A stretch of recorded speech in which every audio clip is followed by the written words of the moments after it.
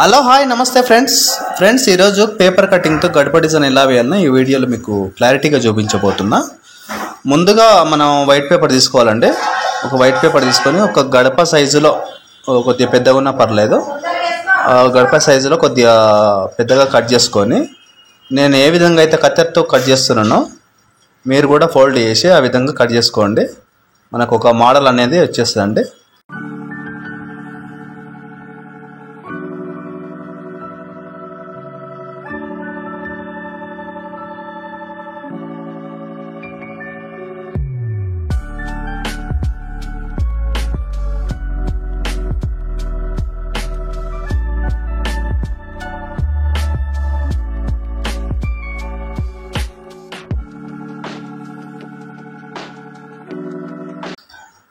చూశారు కదండి, ఒక ఫ్లవర్ షేప్ అనేది వచ్చేసిందండి.